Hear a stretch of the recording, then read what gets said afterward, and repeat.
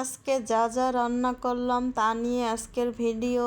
তো চলেন শুরু করা যাক। তো আজকে কী কী রান্না করছি সেটা আপনাদের সাথে শেয়ার করবো। হ্যালো, আসসালামু আলাইকুম। সবাই কেমন আছো? আশা করি সবাই বেশ ভালো আছো। আল্লাহর রহমতে আমিও ভালো আছি। তো আজকে দেখে নেন কী কী রান্না করব। চলেন শুরু করা যাক।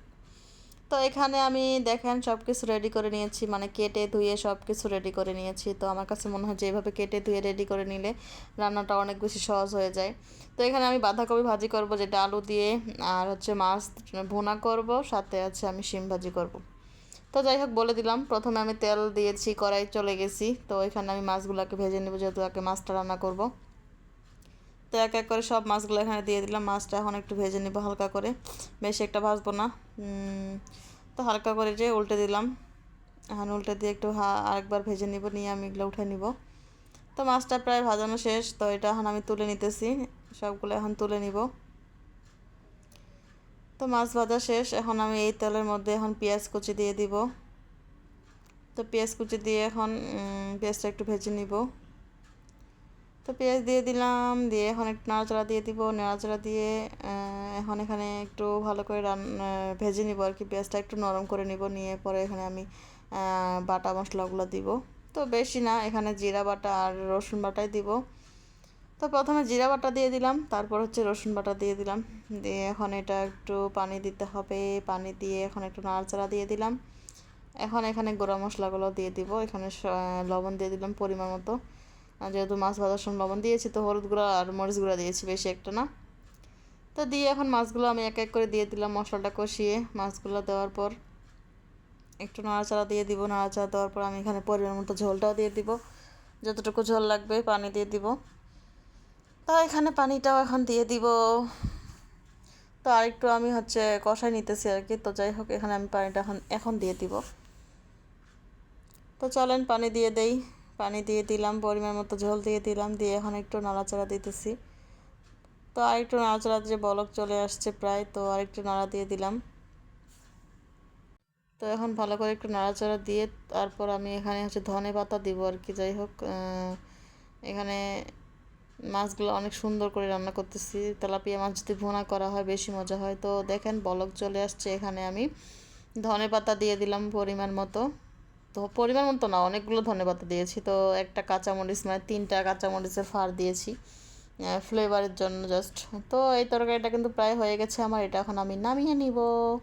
তো মাছ ভুনা রেডি। এখন চলে যাব ওই কড়াইতেই।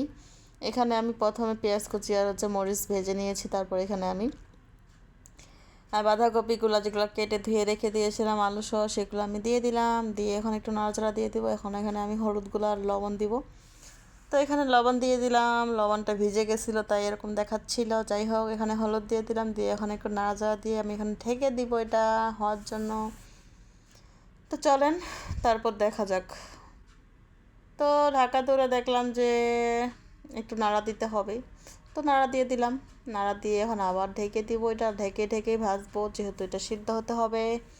তো যাই হোক, আবার ঢাকা তুললাম। ঢাকা তুলে আবার এখন নেড়ে দিব। দেখি যে একটু লেগে গেছে। যাই হোক, লাগবেই, লাগলে কিছু করার নাই, যেহেতু একটা ভাজি। তো ভাজিটা ভালো করে করে নিচ্ছি। তো ভালো করে একটু নাড়াচাড়া দিয়ে নিতেছি। তো আবার কিন্তু আমি ঢেকে দিব। ঢেকে দিয়ে এটা ভাজিটা করব, যেহেতু পানি ইউজ করি নাই। তো যাই হোক, এখন আমি ধনেপাতাও এখানে দিয়ে দিব। পরিমাণ মতো ধনেপাতা দিয়ে দিলাম। দিয়ে এখন আমি এটা এখন ভালো করে আরেকটু নাড়াচাড়া দিব। নাড়াচাড়া দিয়ে এখন ভাজিটা আরেকটু ভালো করে ভেজে নিব। তো আরেকটু ভাজলে কিন্তু হয়ে যাবে।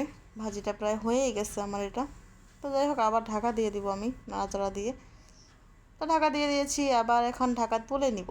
তুলে দেখলাম যে ভাজিটা প্রায় আমার লেগে গেছে। যাই হোক, ভাজিটা হয়ে গেছে, আমি এভাবে এটা নামাই নিব। তো ভাজিটা প্রায় হয়ে গেছে। তো আমি তারপর আরেকটু নাড়াচাড়া দিতেছি। তো এটা হয়ে গেছে। তো এখন এটা আমি নামাই নিব। নামাই নিয়েছি এটা। তো তো 2টা তরকারি রেডি আজকে। তো আরেকটা বাকি আছে, তো এটাও আমি এখন রান্না করে ফেলবো।